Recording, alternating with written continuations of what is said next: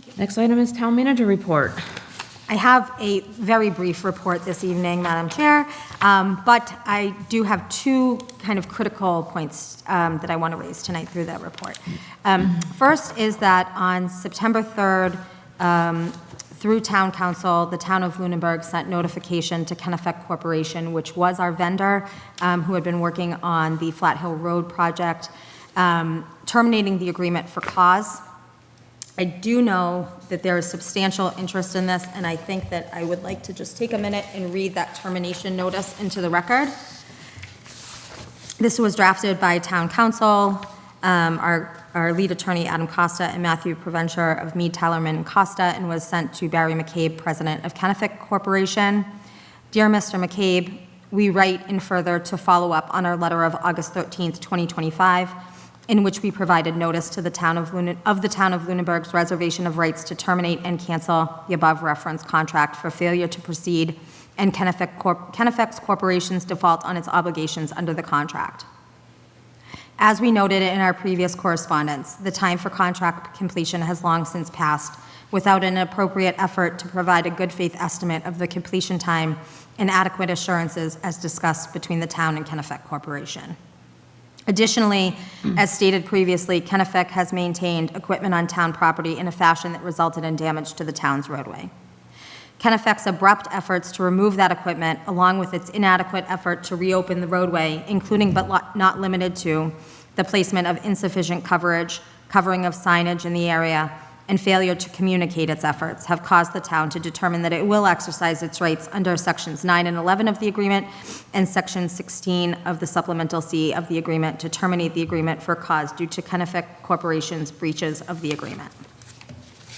I do want to say publicly that since Kennefec first had asked for an extension in the spring due to what they said were unanticipated water levels, the town initially worked very hard to get them to adjust their water plan so that they could perform initially.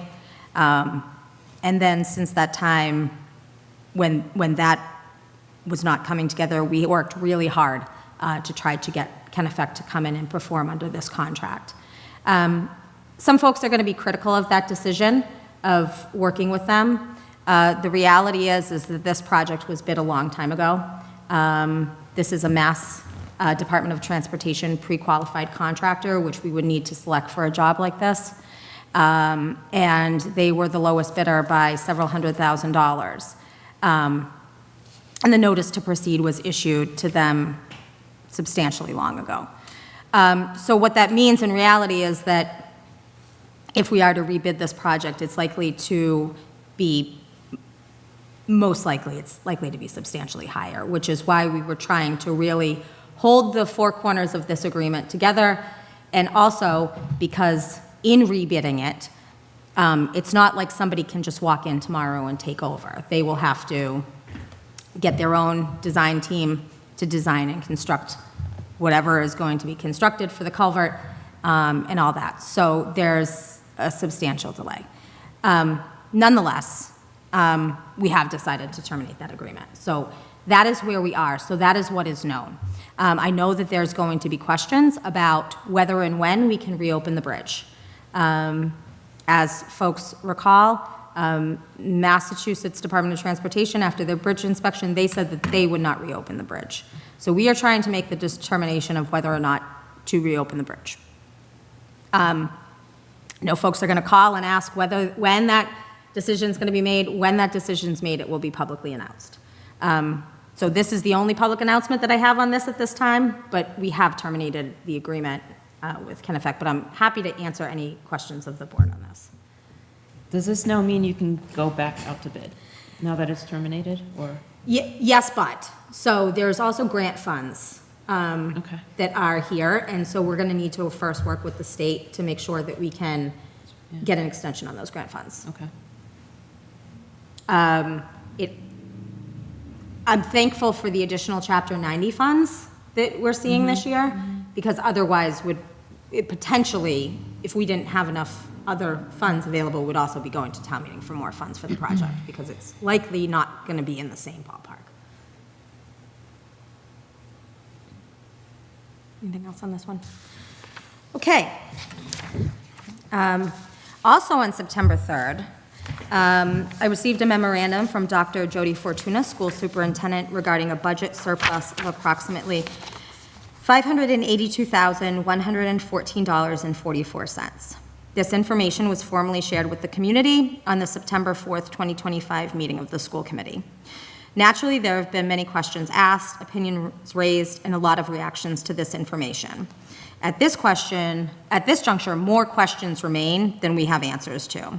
But I did meet with the school superintendent and school business manager this morning. The superintendent and her team have received a lot of questions that I think are on point, are valid. She agrees, and they're going to be digging in to answer those questions open and honestly. But they're going to need some time to arrive at the answers that they are seeking.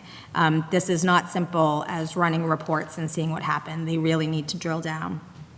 The superintendent is planning on hosting a Q&A session, or the school committee, rather, is planning on hosting a Q&A session at the next school committee meeting.